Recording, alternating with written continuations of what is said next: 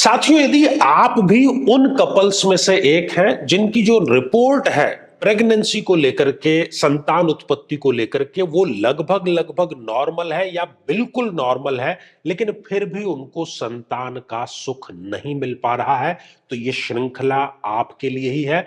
पूर्ण रूप से वैदिक एस्ट्रोलॉजी पर ये आधारित है और आज हम चर्चा करने जा रहे हैं कुंभ लग्न की जन्म पत्रिका के बारे में। स्त्री और पुरुषों दोनों पर यह बात लागू है और यदि अभी तक आपने अपने लग्न से संबंधित एपिसोड नहीं देखा है तो यहां आई बटन में हमने आपको उसका लिंक प्रोवाइड करा दिया है, जाकर के जरूर देखना, समझना चाहिए। तो मेरे बहुत ही प्रिय और बेहद सम्मानित साथियों, हृदय की असीम गहराइयों से अभिनंदन, बहुत बहुत हार्दिक स्वागत। तो साथियों, कुंभ लग्न की जन्म पत्रिका में बुध जो कि एक अति योग कारक ग्रह है, लेकिन यदि वो गलत स्थान पर प्लेस्ड हो जाते हैं तो वो इस प्रकार की समस्या देते हैं, निःसंतानता की समस्या जो देते हैं। हालांकि कुंडली यदि ठीक से मिला ली जाए तो इस प्रकार की समस्या नहीं आती है, लेकिन मैं ये चाहता हूं, आपसे निवेदन करता हूं कि ये एपिसोड देखते समय आप अपनी कुंडली अपने सामने खोल करके अवश्य रखें, ताकि जो बातें बतलाई जा रही हैं उसका आप मिलान कर सकें। सबसे पहली स्थिति, यदि बुध देव इस जन्म पत्रिका में इस छठे भाव में विराजमान हो जाए तो यहां पर विराजमान होकर के वो निःसंतानता तो देते ही हैं, साथ ही वो किसी न किसी प्रकार के और भी रोग जरूर देते हैं, जिसमें ENT, नाक, कान और गले से संबंधित या हार्मोनल डिसबैलेंस से संबंधित रोग शामिल है।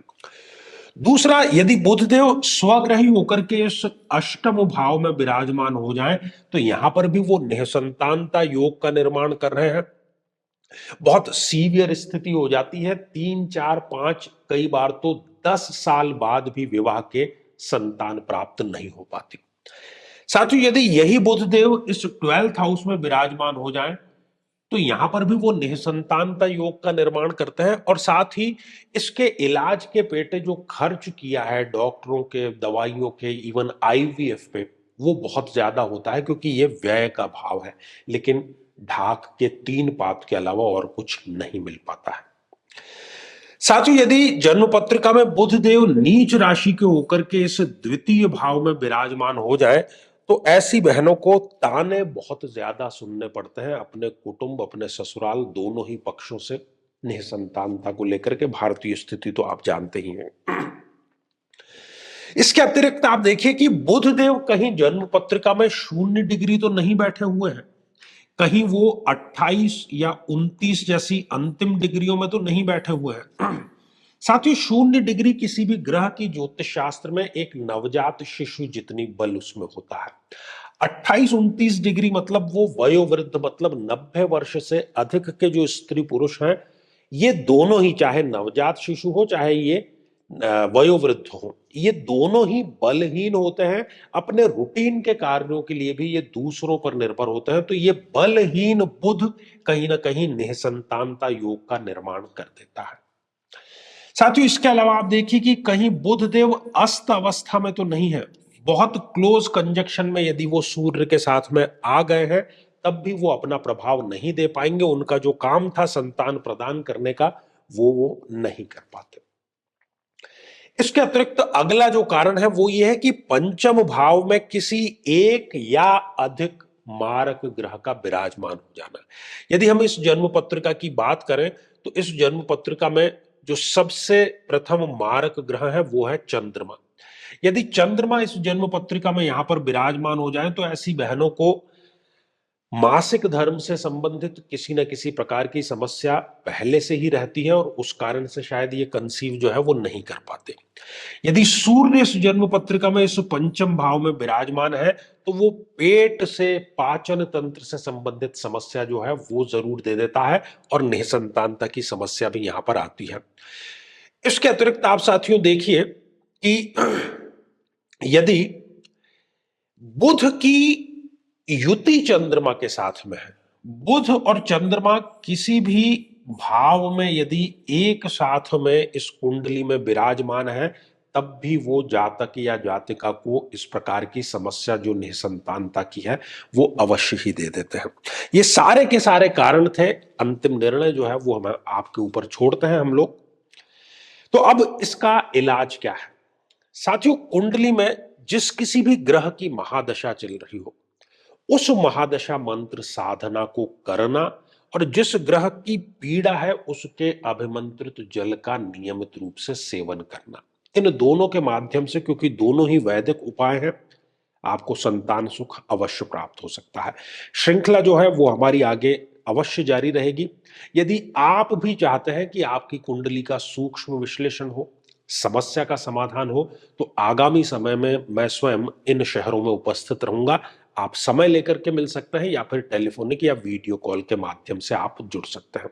और यदि आप चाहते हैं कि आपकी कुंडली का निःशुल्क किसी एक प्रश्न का उत्तर दिया जाए, तो प्रति शनिवार को हमारे आचार्य चंद्रकांत चैनल पर हम लाइव आते हैं, शनिवार को दोपहर 3 बजे।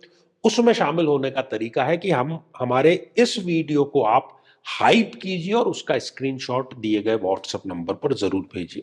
साथियों, चलने से पहले आज के कमेंट पर एक दृष्टिपात कर लेते हैं कि ये क्या पूछा जा रहा है। साथियों, आज का जो कमेंट है ये हमने शामिल किया है युधिष्ठिर पुंडीर जी का, और हमारे इसी चैनल पर जिससे हजारों बहनों को मां बनने का सुख दिया गया है, उस महादेव की कृपा वाले प्रयोग में इन्होंने पूछा है, क्योंकि कई लोगों की ये समस्या थी कि क्या ये प्रयोग शाम को किया जा सकता है। जी नहीं, ये प्रातः काल ही करने का प्रयोग है, तभी आपको जो रिजल्ट है वो मिलेंगे। ढेर सारी शुभकामनाएं। तो आज के लिए केवल इतना ही, और इसी मंगल कामना के साथ में कि आप सभी स्वस्थ, समृद्ध और शांतिपूर्वक जीवन व्यतीत करें। नमस्कार। साथियों, कई वर्षों के जन्म पत्र का अध्ययन और लाखों कुंडलियों के अध्ययन के बाद हम ये कह सकते हैं कि यदि किसी की जन्म पत्रिका में शुक्र पीड़ित है, तो उसको इस ग्रह की महादशा में इन 9 लक्षणों का, इन 9 कष्टों का, पीड़ाओं का अवश्य सामना करना पड़ता है। व्यक्ति को चाहते हुए भी शारीरिक सुख मिल ही नहीं पाता है। किसी ना किसी प्रकार का गुप्त रोग उसे सदैव बना रहता है। भौतिक सुखों को व्यक्ति चाहते ना चाहते हुए भी उठा ही नहीं पाता है। गुर्दे अर्थात किडनी का कोई ना कोई रोग होना, बहनों को स्त्रीजन्य रोग होना, व्यक्ति अपनी हैसियत से ज्यादा फिजूल खर्ची में खर्च जरूर करता है, दाम्पत्य जीवन में तलाक तक की स्थिति उसके बन जाती है, व्यक्ति वासनाओं के प्रति कुंठित ही रहता है, और बड़ी चीज कि शादी योग्य उम्र होते हुए भी व्यक्ति का विवाह ठीक समय पर संपन्न नहीं हो पाता।